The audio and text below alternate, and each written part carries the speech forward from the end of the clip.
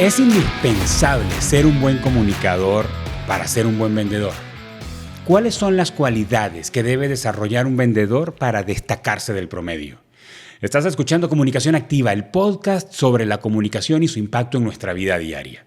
Para hablar sobre ventas y mercadeo he invitado a Carlos Rosales. Carlos es mentor experto en ventas, aunque estudió ingeniería en computación, tiene una maestría en mercadeo, fue formado en la ASTD y la IAL como facilitador en aprendizaje acelerado. Carlos desarrolla a personas y empresas en estrategias efectivas de ventas B2B, ayudando a evolucionar de un modelo de ventas netamente relacional a uno más desafiante y asertivo.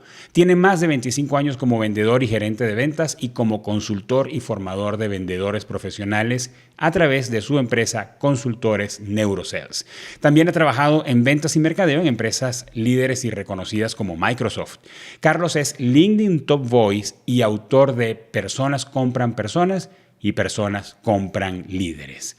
Y antes de hablar con Carlos, quiero invitarte a que mantengamos abierta la comunicación, o mejor dicho, la conversación sobre el impacto que tiene la comunicación en lo que hacemos todos los días. Cada día, temprano, te envío un email cortito que se lee en menos de un minuto, esa es mi promesa básica, compartiendo ideas sobre la comunicación y su cotidianidad. Allí vas a conseguir imágenes, recomendaciones de libros, recomendaciones de episodios de podcast y cualquier otro recurso que llegue a mis manos que nos ayude a ser mejores comunicadores en el ambiente donde nos desenvolvemos. En la descripción de este episodio vas a conseguir el link para que te suscribas y hablemos un ratito todos los días. Ahora sí, aquí está con nosotros Carlos Rosales de Neurosales. Carlos, ¿cómo estás? Bienvenido a Comunicación Activa. Súper contento, Germán. La verdad que qué honor, qué placer estar aquí en tu podcast tan escuchado, tan interesante y poder compartir con tu audiencia estas experiencias, estos aprendizajes. Para mí es realmente espectacular. Gracias y espero que sea de mucho valor para todos. Así es, esperamos que todos los que nos están escuchando puedan mejorar y crecer en su comunicación a partir de lo que nos vas a enseñar hoy, de lo que vamos a aprender de tu experiencia como vendedor, pero además como consultor, pero además como hombre que lleva adelante su propia firma, que está relacionado con la atención al cliente y con la productividad. Pero Carlos, ahí veíamos en tu bio que eres ingeniero en computación. ¿En qué momento te diste cuenta que las ventas eran lo tuyo? Mira, eso pasó mucho antes incluso, ¿no? Yo cuento esto en mis formaciones, porque honro a quienes fueron mis principales maestros en esto de las ventas. Uh-huh. Yo, cuando era muy pequeño, Germán, la época de vacaciones para mí era muy especial, no precisamente para irme para la playa o para el campo como el resto de mis amigos, uh-huh, sino que mi padre era vendedor de ropa interior de una fábrica en Caracas. Y él los lunes muy temprano se iba de la casa, iba a la fábrica, tomaba las muestras, tomaba los pedidos y salía a recorrer medio país. Y para mí, montarme en su Fairlane 500, el carro de la época, y recorrer con él el país y verlo interactuar fue lo que disparó en mí esto de las ventas. Me encantaba la forma como él se relacionaba con la gente, cómo incluso llegaba a unas tiendas donde de repente el dueño estaba realmente bravo y disgustado con él o con la fábrica, pero siempre al final mi padre salía contento y la gente agradecía su visita. Ahí empezó a dispararse el tema de las ventas. Y luego, obviamente, en el colegio y en la universidad me di cuenta que no solamente bastaba con estudiar mucho o sacar muy buenas notas, sino que había también un tema de relacionamiento con los compañeros, con el profesor, con los directivos, para tener entonces, lograr pequeñas ventas importantes, como por ejemplo un par de puntos que me hacían falta para obtener una nota o una extensión. Entonces, yo creo que ahí empezó la génesis de todo esto. Estudio ingeniería en computación porque Bueno, mi padre, su sueño era, como todo padre en la época, que sus hijos estudiaran en una carrera, en una universidad reconocida. La verdad que la computación en ese entonces, te estoy hablando en el 78, 79, era algo muy incipiente. Me pareció muy sexy y ahí me fui. Pero ya, digamos, me gradué, empecé a trabajar como ingeniero de computación un año y ahí rápidamente y precisamente por un viaje a México, el jefe de la empresa donde trabajaba me dijo, no, Carlitos, tú serás muy buen ingeniero, pero lo tuyo es las ventas. Y a partir de ese entonces, desde el 80, no he parado de estar en esto de las ventas. Te dijo que como ingeniero eres muy buen vendedor, te dijo. Algo así, exactamente. Carlos, ¿y qué fue eso que tú viste en tu relación con tu papá, viéndolo vender, que te enganchó? Porque quiero conectarlo con un tema de personalidad y temperamento y ahorita me cuentas qué tan relacionado está. Tú eres un hombre sanguíneo, un hombre conversador, eres una persona que tiene la cualidad de cuando habla estar sonriendo y eso son cosas que conectan con la gente. He visto muchas veces tus transmisiones en LinkedIn, he visto los episodios que has hecho con Carlos Jiménez, entonces tú tienes ese carisma, ese genio para conectar con las personas que probablemente lo empezaste a ver en la escuela, pero ¿qué fue eso que te enganchó de las ventas que tú crees que te pudo haber dado cualidades adicionales para dedicarte a eso como para vivir? Mira, interesante y esa es una pregunta así como que fue primero el huevo o la gallina, ¿no? Porque yo estoy tratando de pensar qué disparó qué. Sí. Como te digo, de mi padre aprendí la importancia del relacionamiento, o sea, la importancia de conectar con las personas. También entendí de joven, de muy joven, que el poder de la palabra, o sea, yo no era precisamente en el colegio de los que eran más fornidos, más deportistas, los que en el caso de una pelea, desde el punto de vista físico, tenía las de ganar, pero me di cuenta rápidamente, para bien y para mal, ¿ok? Del poder de las palabras. Que un golpe en la cara sí duele, pero no dura tanto como un Como un buen insulto insulto. o un comentario, ¿ok? Sobre algo. Entonces, ahí entendí que, y fue, y te soy sincero, nació ese tema de la comunicación y de la interacción con las personas a través de la palabra, nació como al principio como un sistema de defensa. O sea, Claro. no puedo ir a los golpes contigo, pero déjame entonces desarrollar esa inteligencia para escanearte, entender cuáles son los puntos débiles e ir para allá. Eso fue en algunos casos, oye, me ayudó, pero en otros casos también me ha ocasionado problemas, inconvenientes por estar en ese rol constantemente. Pero digamos que de mi padre entendí la necesidad de conectarse con la gente, entendí que los sueños, las metas dependen de otras personas y como su labor era vender, yo dije, oye, esto de las ventas como que tiene sentido, como que lo puedo aplicar en el colegio, como que lo puedo aplicar con los compañeros, lo puedo aplicar en la seducción, ok, a ver si por ahí puedo conquistar, porque claro, tampoco era un Brad Pitt, y entonces, bueno, tenía que buscarme otras estrategias, y por ahí fui como armando todo esto de la interacción con la gente, y ese amor y esa necesidad que yo veo, ahora lo entiendo claramente, la necesidad que todos tenemos de desarrollar competencias en las ventas, independientemente de cuál sea el rol de las personas que nos esté escuchando. Entonces dirías que esa cualidad que yo no tengo y que admiro mucho, que es la de poder leer a las personas, es indispensable para un vendedor. Cuando cuentas que tu papá iba y se conseguía con un cliente que probablemente no estaba en su mejor humor, que probablemente no tenía el negocio en su mejor momento, que probablemente no estaba en la mejor hora del día, y tener esa habilidad para mover, cambiar el ambiente, ser más termostato que termómetro y poner las circunstancias a jugar a su favor. Eso pasa por leer a las personas, Carlos, ¿no? Por el tono de voz, la postura que tiene, su lenguaje corporal y poder mover las cosas a que estén a nuestro favor, a favor del vendedor. ¿Crees que eso es una cualidad indispensable en un vendedor? Oye, me atrevería a ir más allá. Es una cualidad indispensable para la vida. Pero bueno, como estamos hablando del tema de comunicación y ventas, la respuesta es que sí, es indispensable. Primero porque yo parto del hecho, Germán, de romper con ese paradigma que nos enseñaron de tratar a la gente cómo tú quieres ser tratado, o que no le hagas a la gente lo que no te gusta que te hagan a ti. Yo he aprendido con la vida, y parte de lo que vi en mi padre es tratar a la gente como la gente quiere ser tratada. Entonces, claro, si el nombre del juego es tratarte a ti, no como a mí me gusta ser tratado, sino a ti, y quizás eso también tiene que ver con el hecho de que mi padre fue inmigrante, ¿ok? Y que después yo también lo fui. Entonces, oye, entender que efectivamente cuando estás en casa ajena te tienes que adaptar, y lo que para ti era buena educación en un país no lo es, y viceversa.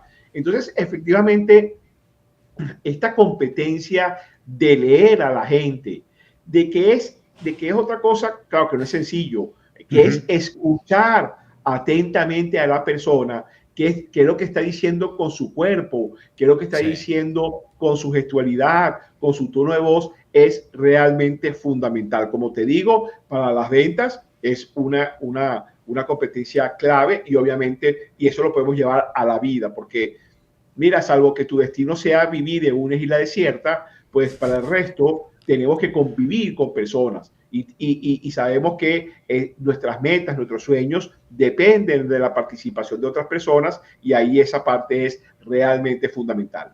Me recuerdas lo que dice John Maxwell, de que todo en la vida se trata de otros a excepción de un único caso. Y pues sí, todo en la vida se trata de otros. Ahora, Carlos, das conferencias, estás todas las semanas transmitiendo y entregando contenido en LinkedIn. Has escrito 2 libros, además con 2 títulos que me parecen muy atractivos. Personas compran personas, y que fue el primero, y yo luego leí Personas compran líderes. Personas compran líderes fue el primero que leí. Pero ¿hubo un tránsito entre el Carlos vendedor y el Carlos comunicador? ¿Qué ocurrió allí y cómo te conseguiste con la comunicación como ejercicio? Sí, mira, ese fue un paso bien interesante. De hecho, el año pasado saqué el tercer libro que se llama Metidas de Pata Épicas. No te lo llegué a comentar, y de eso vamos a hablar porque es un tema que tú me dijiste incluso antes de salir al aire, ¿verdad? Yo efectivamente, como te dije, me di cuenta del poder de las ventas en la vida. Realmente, cuando yo empecé a estudiar ingeniería de computación, mi plan de vida era desarrollarme en sistemas, en desarrollo. Nunca pensé que me iba a dedicar al tema de las ventas realmente. Y siempre, incluso en la universidad, en todo esto, estaba yo muy metido en actividades que tenían que ver con la comunicación, la formación, facilitación, comunicación, como tú dices. Pero sí llegó un momento en que yo me di cuenta que no es suficiente con que algo te apasione. Yo creo que ese consejo que le decimos a los jóvenes, o que nos han dicho nosotros, oye, ¿sabes qué? En esta vida sigue tus sueños y garantizarás tu éxito. No, ¿ok? O sea, podemos decir que Messi nació con ciertas condiciones que lo hace un excelente futbolista, pero todos sabemos que desde que tenía 3 años, oye, practica 5 o 6 horas al día, mientras tú y yo nos íbamos de carnaval o Semana Santa para la playa, él seguía practicando, y sus padres, o sea, que pagó el precio quizás de 18 o 20 años, no sé, en una práctica continua y constante. Entonces yo ahí entendí que para las ventas, que era mi pasión, había que meter la academia. O sea, no bastaba con, oye, que si voy a hablar bien, voy a ser simpático, voy a tener charm. No, tiene que haber estrategias, tiene que haber técnicas, tiene que haber framework, metodología, y obviamente una que es vital es el tema de comunicar, porque vender es comunicar. O sea, cuando yo trato de vender algo a alguien, yo estoy buscando generar un cambio en esa persona, y la gente normalmente se resiste a un cambio, salvo que ese cambio se comunique correctamente. O sea, realmente no es una venta correcta, realmente es una comunicación asertiva, y una comunicación que efectivamente transmitas lo que tú quieres transmitir para aligerar esa emoción inicial que tiene todo comprador, que normalmente es el miedo o la angustia de algo desconocido. Entonces, de ahí empecé yo a entender de, bueno, mira, qué bueno que te guste, qué bueno que tuviste un profesor muy bueno como tu padre, pero mira, hay que meter la academia y hay que ponerle metodología. ¿Y qué hiciste? ¿Qué hiciste para convertirte en un speaker, convertirte en un autor y crecer en tu habilidad de comunicación? Excelente. Mira, lo primero fue algo que marcó mi vida en ese sentido, fue formarme como facilitador. Okay. Y me formé como facilitador en técnicas de aprendizaje acelerado. Ajá, Tuve y la lo vi. suerte, ok, de contar con un maestro, con un mentor increíble, ok, Adrián Coten Belloso, ok, quien ha trabajado toda su vida en todo este tema de la facilitación, el aprendizaje acelerado, la sugestopedia, la oratoria. Entonces ahí tuve, como te digo, aunque antes, oye, siempre me gustó pararme frente a un salón. Me acuerdo que la universidad daba clases de alfabetización al personal obrero. Mi primer trabajo fue, oye, me contrataban mis amigos para hacer pitch, para hacer presentaciones a grupos. O sea, Okay. había una afinidad a eso. Pero luego Y entendí un que talento, nuevamente, hay un talento que no, nato. exacto, que quizás había algún gusto por ello, ¿ok? Yo no sé si todavía se puede llamar eso talento. Lo que sí se hizo fue después, oye, formarme, ¿ok? Con Adrián, en un programa que él tenía de 5 intensos días, y luego incluso después de mi estadía en Microsoft, que decido yo finalmente dedicarme a esto, pues me uno a Adrián y a partir de ahí pues sigo depurando. Entonces me formé también en ATD, antes se llamaba ASTD, American Society for Training and Development, también con la IAL, que era la Asociación Internacional de Aprendizaje Acelerado, y bueno, esos fueron, digamos, formaciones formales y certificaciones. Y luego, bueno, mucha práctica, mucho coaching, mucho mentor y mucha lectura y sobre todo asistir, ver, oye, comparar y dedicarle a esa pasión, dedicarle entonces, oye, estructura, conocimientos. Y ahora, claro, vivimos una época tan maravillosa donde, bueno, mira, toda la información que hay, todos los TED, todos los YouTube, todo eso, o sea, que esto es realmente increíble. Te puedes mantener en un proceso de formación autoestablecido todos los días gracias a las herramientas y los recursos que tenemos hoy en día. Carlos. Mira, recientemente entrevisté a una persona, ok, un experto en español de inteligencia artificial, y el hombre tiene 200 videos en su canal de YouTube, 200 videos Claro. hablando de esto. O sea, no hay excusa. Antes Correcto. sí era muy difícil pues estar actualizado o era extremadamente costoso. Correcto.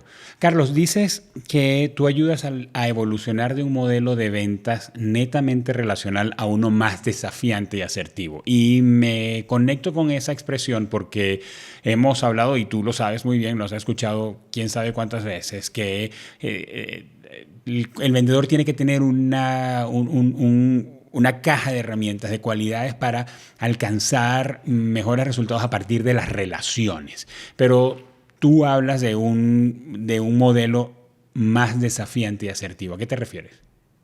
Mira, lo que dispara esto fue una investigación de hace ya algunos años, unos 8 años, 10 años, de Gartner, ¿ok?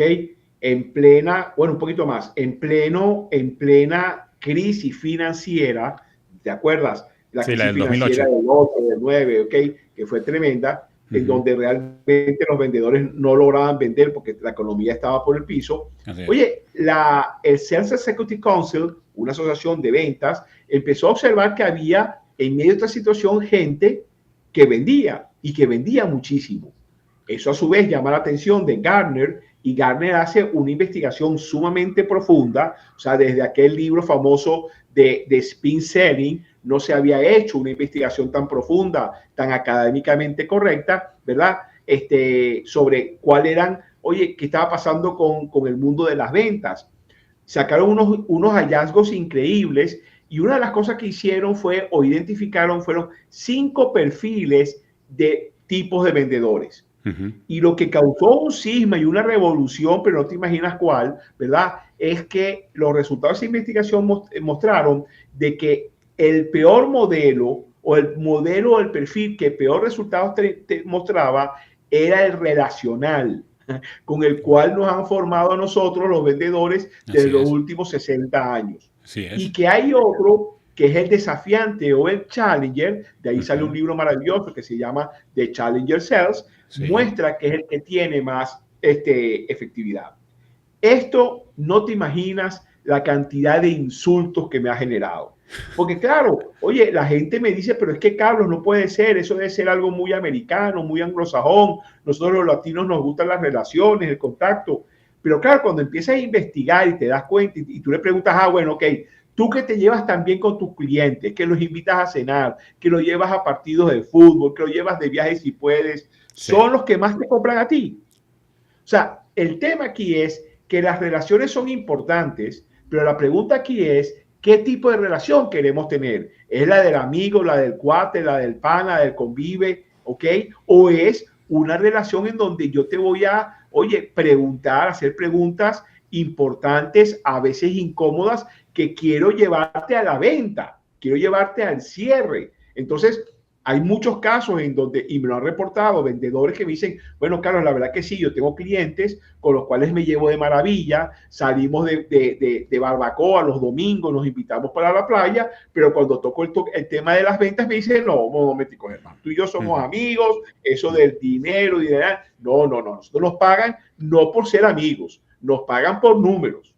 Y entonces, en ese sentido, es, ok, si tú has construido una relación increíble, una relación sólida, ahora llévala al otro nivel. Y el otro nivel es challenger, es desafiante. Lo que pasa es que ahí la traducción no ayuda mucho, ¿no? Entonces, es un tipo de vendedor donde va a enseñar algo nuevo al cliente, del negocio del cliente, lo va a adaptar al estilo de esa persona y va a buscar tener el control de esa conversación. Entonces, yo creo que sí es una evolución muy interesante de pasar del modelo netamente relacional, y por eso pongo el netamente, a uno mucho más desafiante.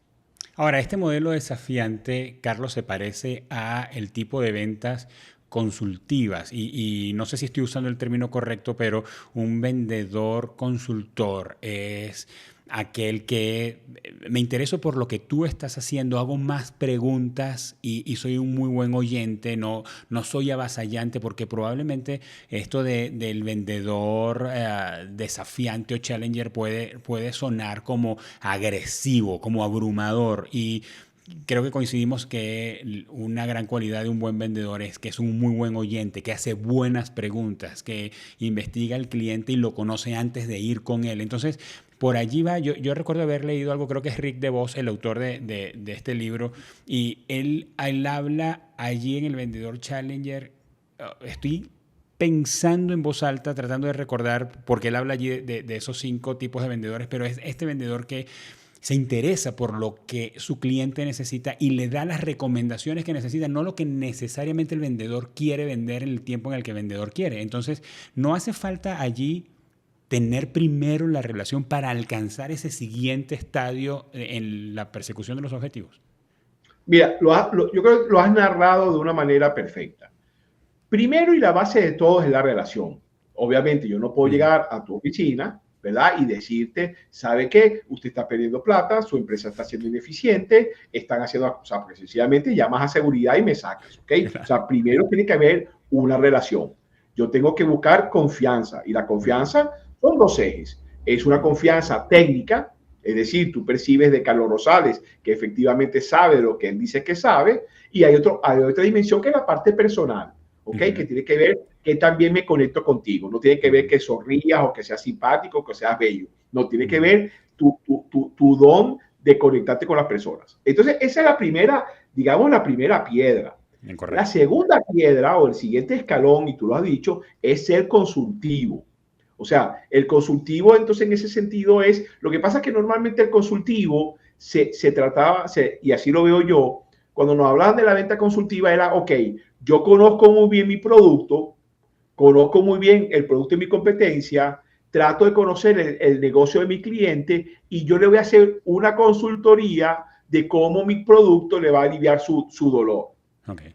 Aquí es como ahora, y eso está perfecto, porque el siguiente escalón es entonces esta venta challenger, en donde yo voy ahora, claro, lo que pasa es que si te pones a ver, challenger en inglés denota a un profesor que te empuja a estudiar un poquito más y sacar esas notas que mereces. O ese entrenador que te hace nadar 20 piscinas más para, oye, mejorar 10 décimas tu marca y obtener entonces la medalla de plata.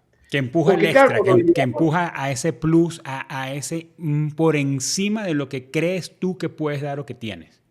así es. Lo que pasa es que cuando lo traducimos al castellano, cuando hablamos de challenge como desafiar o peor, retar, lo sentimos como, ok, Germán, te desafío si tú eres realmente hombre, haz tal cosa. O te reto si tú eres realmente... No, no, no. Se trata de efectivamente, yo voy a utilizar mi relación contigo, mi confianza, voy a utilizar mis dones o mis competencias, no son dones, son competencias de consultor, de investigar, de meterme para hacerte recomendaciones de tu negocio. ¿Ok? Por eso Chris habla en el libro de que es esos 3 círculos. Primero voy a buscar enseñarte algo nuevo de tu negocio. No es solamente mostrarte o enseñarte cómo mi programa o mi producto te va a ayudar, sino es que mira, oye, ¿sabes qué, Germán? He notado que tú, no sé, que en la industria en donde tú estás, oye, está creciendo un 10%. Según los números que está reportando tu empresa, crecieron 7%. Pareciera, por lo que he estado viendo en LinkedIn, del índice de rotación, que está un tanto elevado, que por ahí puede estar la diferencia. ¿Me explico? O sea, eso es algo donde yo hice mi rol de, primero, me conecté contigo, tengo la confianza, tengo la autoridad, investigué, pero ahora te hago preguntas que de repente te incomodan, pero es que en uno de los estudios más recientes, bueno, del 2021 de LinkedIn, okay, sobre el estado del arte de las ventas, especialmente los compradores decían una tendencia es que quieren personas, vendedores y empresas que cuestionen sus creencias. Imagínate eso. O sea, nos están pidiendo que vayamos, oye, a mostrarle algo distinto a lo que su papá y su mamá le enseñaron. Eso hace falta otro nivel. Ahí sí, otro nivel de profesionales en el tema de las ventas. ¿Cómo ves esta concepción, este paradigma de resolver y de aliviar el dolor que tiene el cliente? Y generalmente conectamos ese dolor con la necesidad que el cliente tiene para resolver, pero es una necesidad expresa. Por ejemplo, si yo necesito llantas para mi carro, necesito cauchos, neumáticos, entonces pues el vendedor me dice, mira, hay que cambiarte esos cauchos porque estoy viendo que ya tiene la banda de rodamiento desgastada. Claro. Pero en estos días, Carlos, veía, leyendo sobre ventas, a un autor español que decía que el vendedor hoy día, y esto lo conecto con lo que hablábamos de leer a las personas, debe o tiene el compromiso, si quiere ser un vendedor sobresaliente, que ese es el tipo de vendedor al que le estamos apuntando en esta conversación, tiene que tener la habilidad de saber cuál es el verdadero deseo profundo del cliente. Y él rebatía este paradigma del dolor visto desde la perspectiva del problema que quiere solucionar. Porque ese Germán que quiere cambiar las llantas de su auto, él lo que quiere es que el carro se vea mejor que el carro del vecino, mejor que el de los compañeros de trabajo. Probablemente le vale queso que esa banda de rodamiento está así, pero él está más propenso a gastar dinero si yo como vendedor le hago ver que él va a resolver un problema personal. Y este autor hablaba, Iván Orange, él hablaba de las necesidades intrínsecas, internas, personales de las personas que quieren resolver asuntos que tienen que ver con su interior, no con un problema tangible. Ese finalmente se va a resolver, pero el vendedor va a conectar con eso de adentro. ¿Cómo ves ese switch en ese pensamiento, Carlos? Mira, me encanta lo que me dices, ¿verdad? Porque efectivamente una tercera parte del libro, de mi primer libro, Personas compran personas, lo que trata es de dar herramientas al lector de distintos modelos tomados de la psicología, psiquiatría, cantidad de disciplinas humanas, ¿okay? Que me permitan hacer lo que tú me estás diciendo. ¿Okay? Como yo digo, oye, responder esa pregunta filosófica que se hacía aquel famoso filósofo dominicano del siglo pasado, cuando en su canción se preguntaba, mami, ¿qué será lo que quiere el negro? O sea, el tema aquí es que no es fácil como lo dice la canción, ¿ok? Entonces, aquí, amigo mío, por ejemplo, tú estás hablando, oye, de algo que es por ejemplo, hay un modelo que es el conductismo. Según esta gente, según esta forma de mirar al ser humano, las personas hacemos lo que hacemos por dos grandes fuerzas.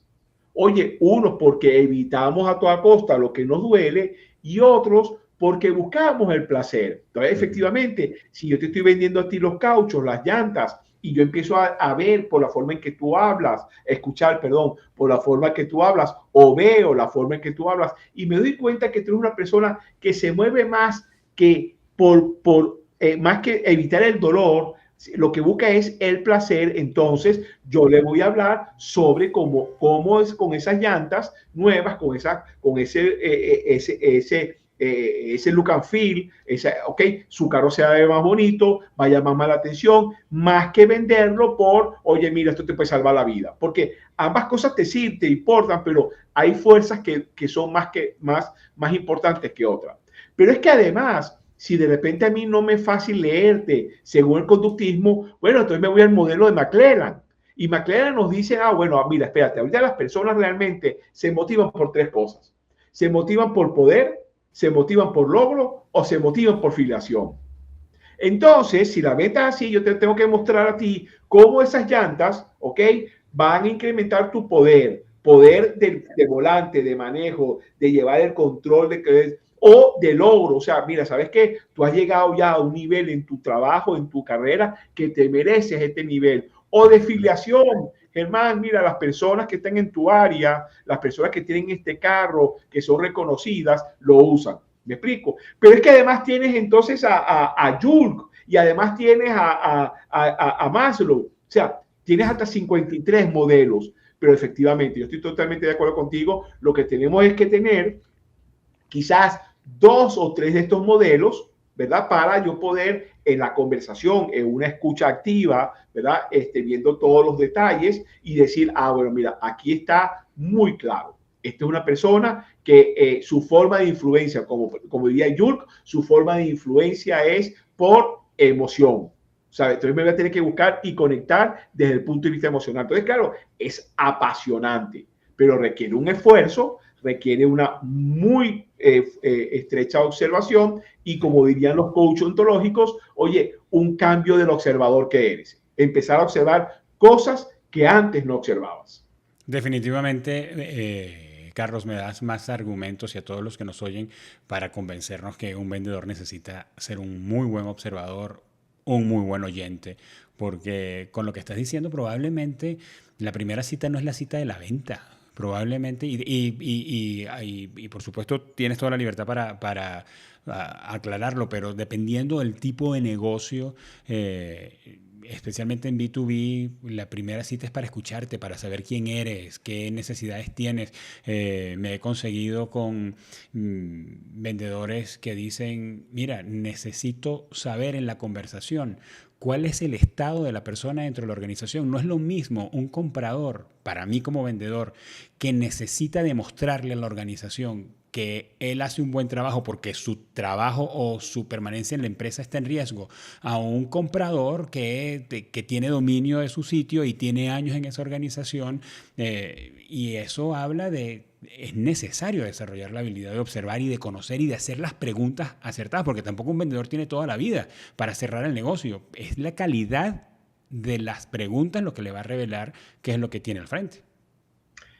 Mira, e incluso, y lo conecto nuevamente con el último invitado que tuve sobre IA, sobre inteligencia artificial, incluso ahora ya estamos hasta un paso adelante, o si quiere un paso atrás, en el sentido de que ya tal vez esa primera cita para indagar, a ver, señor Germán, cuénteme, ¿cuáles son sus necesidades? ¿Qué está esperando usted? Obviamente para ti va a ser extremadamente cansón si ese día has tenido 4 vendedores y los 4 te han preguntado lo mismo. Claro. Ahora, con todos estos chismosos que tenemos como Google, Facebook, LinkedIn, todas estas redes y ChatGPT, por ejemplo, oye, ¿qué es lo que yo estoy haciendo ahora, Germán? Yo agarro y yo digo, bueno, mira, ¿sabes qué? Le digo a ChatGPT, actúa como un, bueno, ya lo tengo ya entrenado en ese sentido, pero bueno, él actúa como un vendedor especialista en el mundo B2B, ¿ok? Vas a vender y quieres mostrar tus programas de formación y capacitación de fuerza de ventas. Te vas a entrevistar con esta persona. y le pones el enlace de su perfil de LinkedIn o su perfil de Facebook o su perfil de Instagram. ¿Ok? Y él trabaja en estos momentos en esta empresa. Dime cuáles son esas 5 o 6 preguntas que harían pensar a esta persona en forma diferente y mostrarían mi profesionalismo. Y además, y concluyo, hazme las preguntas que tú consideras para ayudarte en tu trabajo. Bro, y ahora viene, no me dice, ajá, cuéntame un poco. Germán, él tiene es que además tiene un podcast de esto. Oh, qué interesante. Y no sé qué, y qué hace, y qué no sé qué. Y empieza, y le vas respondiendo, y al final, claro, no vas a ir en ciego con esas, pero ya vas mucho mejor Claro. a una conversación donde ya sabes algo de la industria, ya sabes algo de la empresa y ya sabes algo de la persona. Y más que indagar netamente qué necesita la persona, vas a validar que Correcto. tu estudio, porque te puede decir, no, ¿y usted dónde sacó eso? Eso no es cierto. Caramba, que la verdad que la fuente que yo he usado ha sido bastante fiel, pero dice que en este momento no está. Ahora sí, cuénteme, señor Germán. Entonces, ¿cuál es la realidad de su empresa? Pero Sí, ya por lo menos muestro de que hice el trabajo. O sea, así es. en la primera reunión ya tuvo que haber una reunión 0 o una reunión -1 sin el cliente, pero con toda la información que podemos conseguir de él y que está ahí. Antes eso costaba fortunas. Claro. Había una cuestión que se llama Brand Street, una investigación, una cosa que costaba miles de dólares. Ahora está todo eso gratis. Y ahora como uno como cliente se siente probablemente en un mejor ambiente para la conversación cuando me doy cuenta que quien está conversando conmigo, en este caso el vendedor, hizo la tarea.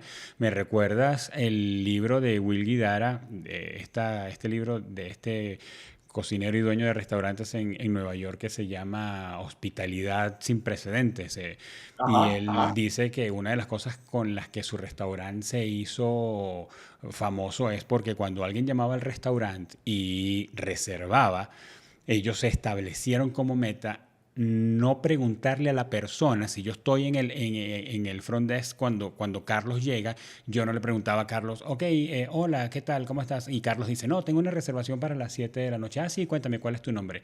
Y ellos se saltaron eso y cuando alguien reservaba, investigaban a la persona de manera, o lo hacen hoy día, investigan a la persona de manera que cuando Carlos llega al restaurante y se para frente a la persona que lo lleva a la mesa, la persona lo recibe y le dice, Carlos Rosales, ¿qué tal? Bienvenido, qué bueno que llegaste, ¿con quién nos acompañas?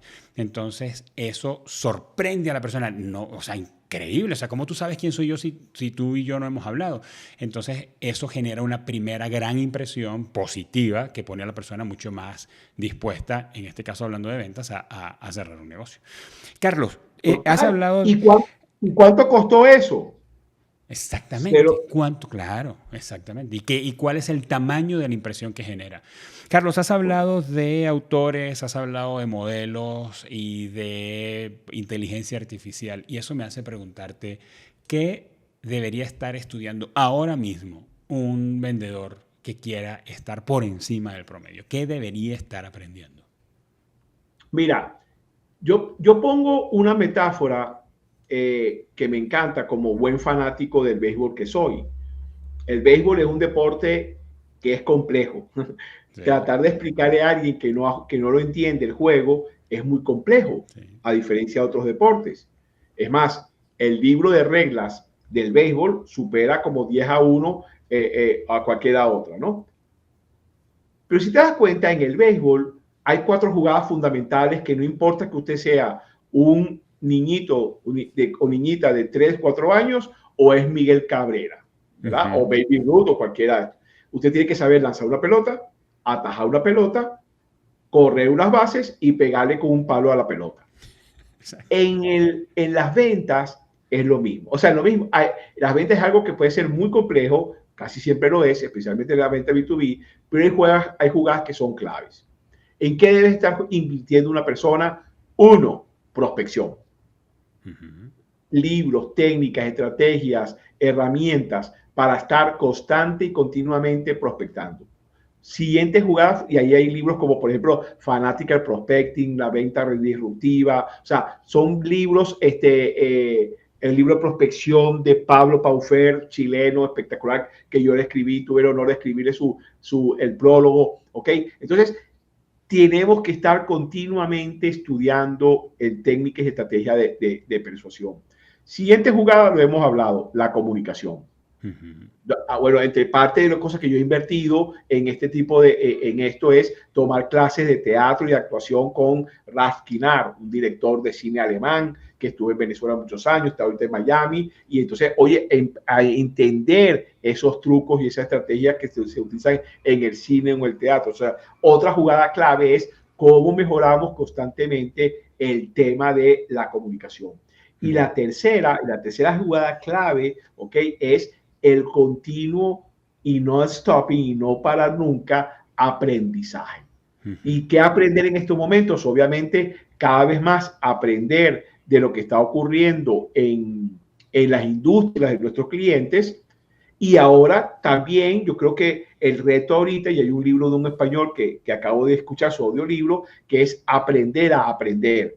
Y creo que, y ahora la inteligencia artificial está cambiando todo esto con los ejemplos que acabamos de decir. O sea, que yo puedo entonces tener a un consultor todo el tiempo, pero tengo que quitarme el miedo de preguntar y empezar a educarlo para que él, más que una inteligencia artificial, más que una inteligencia, tiene un acceso a una información infinitamente mayor que la mía y lo puedo utilizar a mi favor. Pero yo diría que en qué hay que estar invirtiendo en, oye, estrategias continuas de prospección, todo el tema que tiene que ver con la comunicación efectiva, y la otra es un continuo estudio, aprendizaje, porque también todo este tema de tener una cultura general amplia que me permita tener temas de conversación es clave en muchas de las conversaciones de ventas que yo he tenido. Sí, y especialmente en un caso de B2B donde puedes estar tratando con personas en unos niveles de formación o en unos niveles de la organización que necesitas tener temas de conversación sólidos para poder desarrollar una relación, ¿verdad? Porque si llegaras directo a la venta, pero necesitas desarrollar una relación. Total. Carlos, en tu libro, Personas compran líderes, dices que un vendedor busca ser un héroe, pero que un gerente de ventas debe hacer héroes a otros.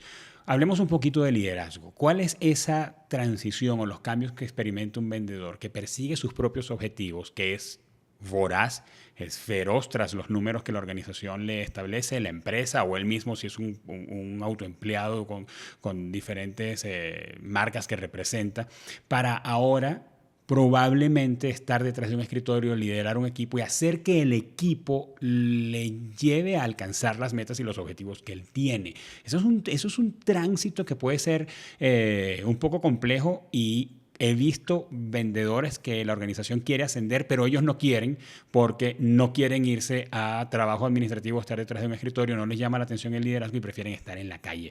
¿Cómo has experimentado eso? ¿Has estado en ambos escenarios? Extraordinario. De hecho, yo comento en el libro de que cuando yo empecé a trabajar, una vez graduado como ingeniero de computación, entró a una empresa de desarrollo de software muy importante en Venezuela, en donde pues empecé a trabajar como ingeniero. Al rato al año, en un viaje a México, pues me dijeron algo así como que tú como ingeniero eres un excelente vendedor. Me pusieron a vender, me pusieron a trabajar todo esto y mira, ¿sabes qué? Me fue muy bien con ventas, y al año me castigaron, ¿ok? A ser el mejor vendedor, me castigaron nombrándome gerente de ventas. Y claro, y fue un castigo porque, entre comillas, ¿no? Sí. Pero fue una, si se quiere, una mala decisión, porque las competencias que me hacían a mí un excelente vendedor no eran precisamente las que me hacían a mí un excelente líder. ¿Ok? Entonces, eso es lo primero, y lo ves muchísimo en las empresas, donde tú ves que el gerente es ahora, oye, el que la rompió durante 10 años y lo nombran como gerente. Y lo clave, lo más importante es eso, que el vendedor busca ser héroe. El líder tiene que hacer héroes a su gente. Y las empresas hacen eso como si por arte de magia Carlos pudiera convertir a sus colegas en un tan buen vendedor como él, como si eso ocurriera porque viene con el puesto. Total. Y no es así. Total. Carlos podría ser un buen vendedor, podría ser un buen mentor, y podría de alguna manera, oye, acompañar a vendedores nobles para ayudarlos, pero liderarlos es muy distinto. Claro. en Personas Compran Líderes, el libro está orientado, además que lo escribo con un especialista en el tema de liderazgo a nivel latinoamericano, Amancio Ojeda, ¿verdad? El libro busca dos cosas, ¿no? El libro está dirigido también, o sea, obviamente está dirigido al líder, está dirigido a aquellas personas que tienen a su cargo otras personas y tienen que llevarlos a otra dimensión, a otro nivel. Perfecto. Pero es que también el libro está orientado al vendedor, vamos a llamarlo raso, o a ese vendedor que tú acabas de decir, que me parece fantástico, el vendedor que no quiere dejar de ser vendedor y no quiere ser gerente, pero incluso a ese nivel necesita desarrollar competencia de liderazgo, aunque no tenga nadie a su cargo, aunque en la casa ni el perrito le hace caso. Solamente Alexa, cuando dice, Alexa, dame la hora, entonces Alexa es Nada lo que más. obedece. Así es. Pero entonces, lo que yo te quiero decir es que Personas Compran Líderes lo que busca es, como evolución de mi primer libro, es, bueno, ¿qué cosa más yo necesito? Carlos Rosales, vendedor, Carlos Rosales, que está en la calle, que está llamando, que está haciendo, ¿qué necesita para que lo compren a él primero?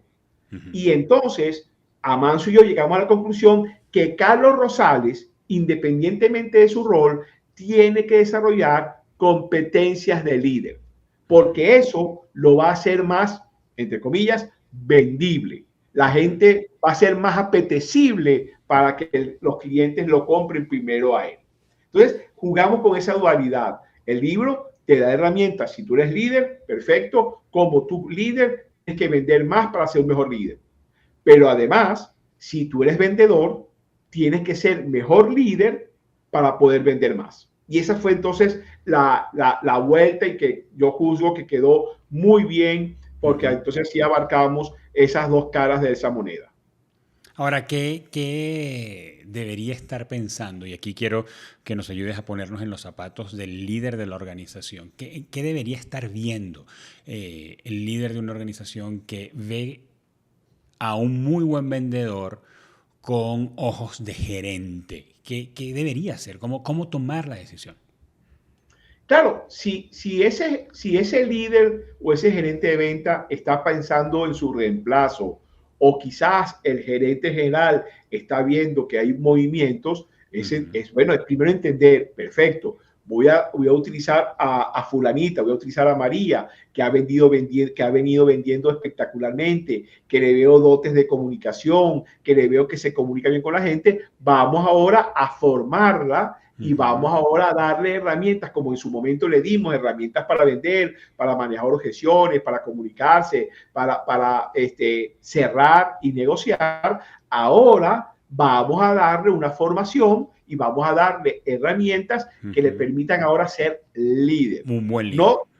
No para que desaprenda, porque eso yo creo que no se puede hacer desaprender, para que reaprenda otras cosas y diga, bueno, por ejemplo, ahora María tiene que ir con ese vendedor, tiene que verlo actuar, tiene que ver lo que está metiendo la pata y se tiene que callar la boca.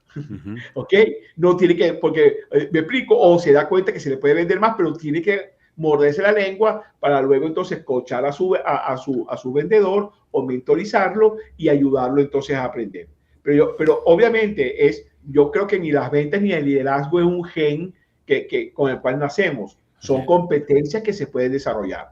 Pero claro, hay que trabajar mucho esa parte de actitud, porque no es lo mismo la libertad que normalmente tiene el vendedor, ¿ok? Con la rutina y el proceso que tiene que llevar a cabo el gerente o el supervisor de ventas. Totalmente de acuerdo. Carlos, ¿tú puedes recordar cuál fue una negociación que cerraste en la que tuviste éxito y luego hiciste un debrief de esa experiencia y recogiste un aprendizaje? ¿Puedes recordar alguna experiencia? Y pongo probablemente a batallar a tu memoria, pero cuéntanos qué sacaste de allí y qué aprendiste.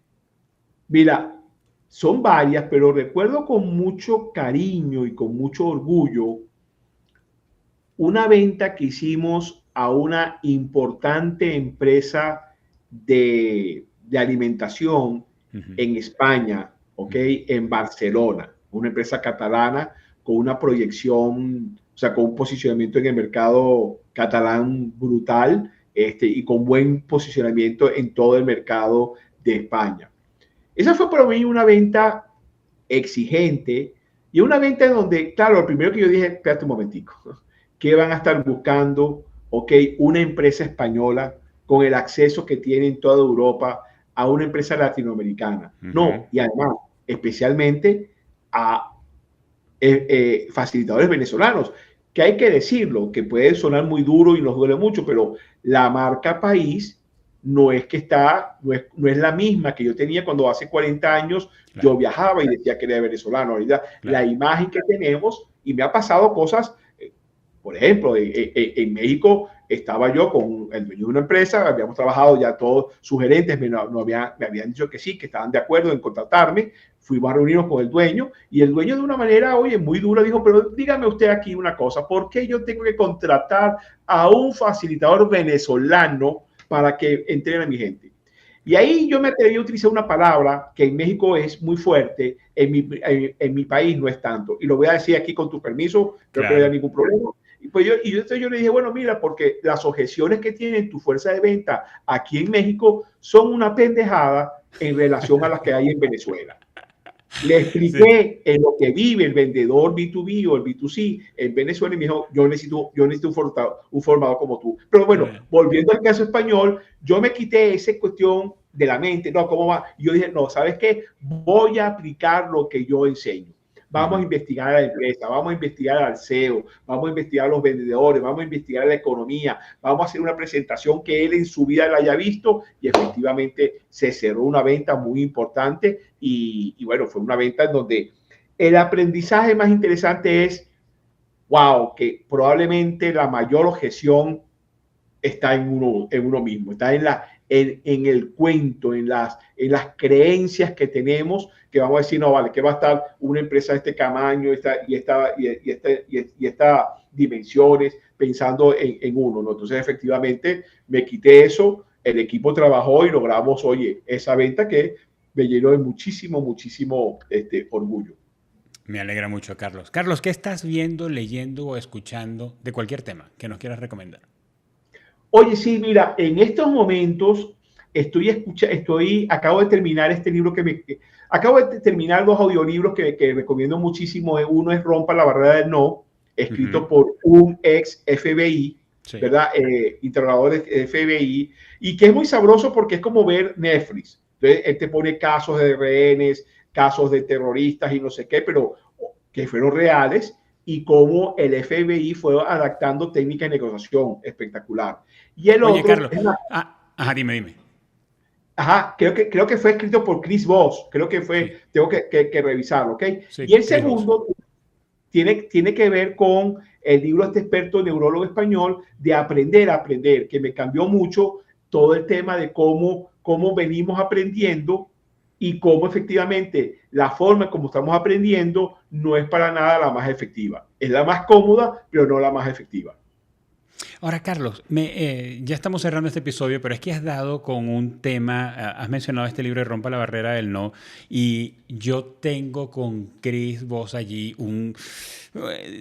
tengo un tema. Si yo lo veo, le pregunto. Carlos, porque Chris dice allí que las relaciones de negocios no son ganar-ganar. Y él da acertadamente un ejemplo de su experiencia, ¿verdad? Él dice, háblame tú cómo queda una relación ganar-ganar cuando un delincuente tiene a un rehén donde está amenazando con quitarle la vida. Allí ahí tiene que ganar una sola persona o tiene que ganar un solo bando, ahí tiene que ganar la ley. Y si ese delincuente tiene que perder la vida para poder salvar la vida del otro, pues eso va a tener que ocurrir. Entonces él habla de que las relaciones de negocio hay que ser más voraz y como quitarse ese peso de querer complacer y tener un ganar-ganar. Y yo puedo ver diferentes escenarios. Yo puedo ver escenarios donde en las ventas, y yo me inclino más por esto, ¿verdad? En las ventas, si yo te estoy vendiendo algo, Carlos, yo creo que tengo que estar genuinamente interesado en que el producto que yo te estoy vendiendo realmente te sirva, porque si no ya nos metemos aquí en un tema ético acerca de te voy a vender cualquier cosa, no me importa si te sirve o no, yo lo que necesito es cerrar mi negocio. ¿Cómo viste eso de Chris en este libro de Rompa la barrera del no? Mira, a mí me conectó muchísimo y también me hizo pensar, ¿no? Hay un ejercicio, Germán, que yo hago mucho en mi programa de formación en negociación, donde le pregunto a la gente qué es negociar y la gente me habla es un ganar-ganar, es indagar las necesidades. ¿Y cómo le haces tú? No, yo hablo con la persona, me preocupo genuinamente. Entonces, hay definiciones que yo me doy cuenta, amigo mío, que son como aspiracionales. Porque microsegundos después les pongo a hacer un ejercicio de negociar, claro, que Okay. no tiene nada con la negociación, que tiene que ver con cualquier actividad física de bajo impacto. Y compadre, Van con el todo lo colmillo que me afilado. dijeron se olvidó. Ahí Claro. la gente compite no para ganar ella y ganar, no, no, gano yo y garantizo que pierdas tú. O sea, Claro. yo creo, amigo mío, y también ya este es un tema filosófico. Yo no Sí. estaba pensando, pues estaba leyendo Sartre, ¿ok? En donde hay esa disyuntiva, donde hay filósofos que dicen que el hombre es, o el ser humano es intrínsecamente malo, o hay otros que dicen que el hombre es intrínsecamente bueno. Así es. Yo juzgo que la tendencia normal, la tendencia, no voy a decir normal, pero estadísticamente más elevada, es la competencia de ganar yo y perder tú. Sí. O gano yo y no me importa si tú ganas o tú pierdes. Sí. Que estamos claros que a un largo plazo yo quiero, claro, porque hay negociaciones que no tienen que ser ganar-ganar. O sea, si yo me estoy parando en la calle y paro un taxi y le pregunto y no tiene taxímetro, pues mira, él va a tratar de cobrarme lo más que pueda y yo también iba a tratar de que me cobre lo menos posible. Claro. Porque la probabilidad que me pueda volver a ver este señor, claro, habrá unos días buenos, que el mundo todo esté interrelacionado, las alas de la mariposa, un tif, no, ok, pero la realidad es que necesito esto lo más barato posible. Habrá otras que no, que yo quiero un largo plazo. Entonces yo creo que lo que Chris dice en el libro, de que tenemos que ir, o que en la mayoría de las negociaciones, tenemos que ir como preparados, esperando a que la otra persona tenga los colmillos de una manera especialmente afilados, o hay culturas que incluso que tú te das cuenta que el regateo es parte, es un deporte nacional. Pero yo creo que está como intrínseco. Entonces yo, claro, yo sí, esa es una parte que lo veo con pinzas, como tú lo hiciste, pero yo siempre voy con toda la intención de negociar contigo en un ganar-ganar, pero como preparadito. Claro. Preparadito que, bueno, ¿sabes qué? Prepárate, si quieres lo mejor, prepárate para lo peor, una cosa así. Entonces, yo creo que por ahí es que yo lo reencuadré esa parte del libro de Chris. De acuerdo, y creo que eso es lo rico de leer, Carlos, y creo que para ti y para todos los que nos escuchan y tienen el hábito de leer, pues no leemos para convencernos de otra cosa, leemos para aprender y probablemente para discutir con los autores. En mi caso yo rayo el libro, los bordes y todo y digo, no estoy de acuerdo con esto, o revisarlo de nuevo, o... porque pues creo que ahí está la riqueza de eso. Carlos, mira, quién eres y lo que haces engrandece la comunicación. Te agradezco mucho por tu tiempo y por habernos regalado de lo que sabes, de tu sabiduría, de tus experiencias, y estamos contando con que va a ser útil para nuestra audiencia. Carlos, si alguien nos está escuchando ahora mismo, quiere conectarse contigo, quiere hacerte preguntas, quiere conocer tus servicios, ¿qué debe hacer? Excelente. Creo que la vía más expedita es LinkedIn o LinkedIn. ¿De Colocas acuerdo? Carlos Rosales y me vas a ubicar rápidamente, ¿verdad? En Instagram, @neurosales, es el nombre de mi empresa, pero es que además también está mi apellido, @neurosales. Entonces ahí me pueden ubicar. Yo creo que son las dos formas más directas para estar en contacto conmigo. Mi correo también es sencillo, carlos@neurosales.com. Carlos, un millón de gracias y espero que podamos seguir conversando pronto. A ti, amigo mío, qué placer tan grande. Igual el nuestro. Amigos, ya van a conseguir en la descripción de este episodio los links de los que nos acaba de hablar Carlos para que te puedas conectar con él y hacerle las preguntas que se te ocurrieron mientras escuchabas esta conversación, porque probablemente te pasa como a mí, que estamos escuchando un episodio de podcast y decimos, caramba, le hubiera preguntado, Germán se le pasó a preguntarle esto, o le hubiera repreguntado a haber sido más incisivo en esto otro. Pues escríbele a Carlos por allí, por los canales que nos mencionó, y hazle esas preguntas. Además, en la descripción de este episodio episodio vas a conseguir los links que te van a llevar a los libros que Carlos recomendó o que está leyendo en este momento. Este podcast es una producción original de Kipus y es posible gracias al compromiso y al profesionalismo de Mariana Moreno en la producción, Wendy Saucedo en el concepto gráfico, Eva Daniela Abreu en la coordinación de redes sociales y Oscar Osorio en la producción y postproducción del audio y del video. Nos escuchamos y nos vemos en un próximo episodio.